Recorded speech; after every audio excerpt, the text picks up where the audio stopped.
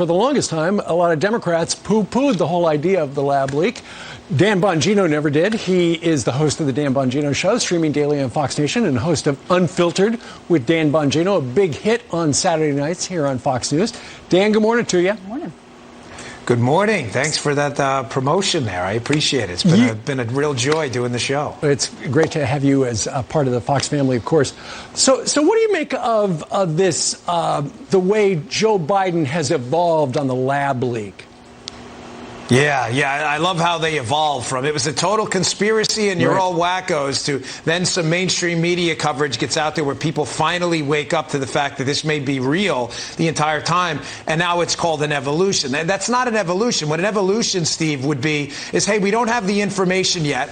Let's make an informed, fact, data point-based decision. That's not what they did. What they said is people like you, me, and others at the network who are open to alternate explanations, they called us wackos and kooks and conspiracy theorists. They and froze your nuts. social media accounts.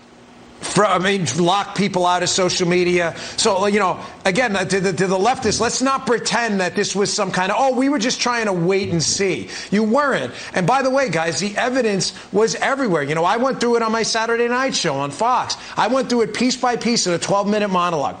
These viruses, guys, they have a code, just like a computer code, made up of bases, cytosine, guanine, these other things. You don't have to be an advanced scientist to figure this out. This double CGG code in the coronavirus and COVID-19, we have not found it in nature anywhere. It doesn't mean it doesn't exist. We have not found it. But you know where we have found it? With lab researchers who insert that code in gain-of-function research to make these viruses superviruses. That is in COVID-19. And you know what's really convenient? The Wuhan lab researcher who got money from the EcoHealth Alliance and the taxpayer omitted that double CGG code in her analysis of the virus so that no one would see it. Hey, Dan. I mean, again, the evidence was everywhere. Dan, what can we do if this is true and it was a lab leak? What do we do to hold China accountable?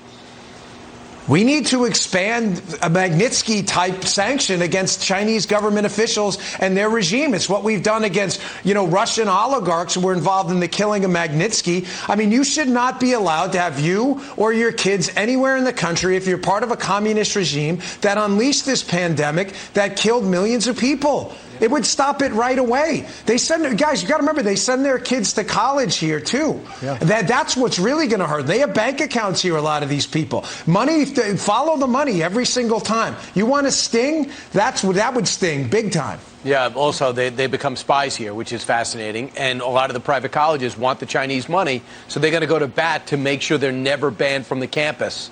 We've seen that. That's part of the strategy. Yeah, look at the Confucius Institutes. I mean, listen, there's been a big Chinese propaganda effort within the United States for years. I played at the end of my monologue on the Saturday show, Yuri Bezmenov, a Soviet defector in 1982, who warned about this. Infiltrate the educational apparatus in a country, and you'll destroy the population from the inside out. It's not hard to do. We were warned. We just didn't listen. You're right about that. All right, Dan, thank you very much for joining us live from, I believe you're down in Florida. Have a great podcast and radio show, and we'll see you soon. Thank you, Dan.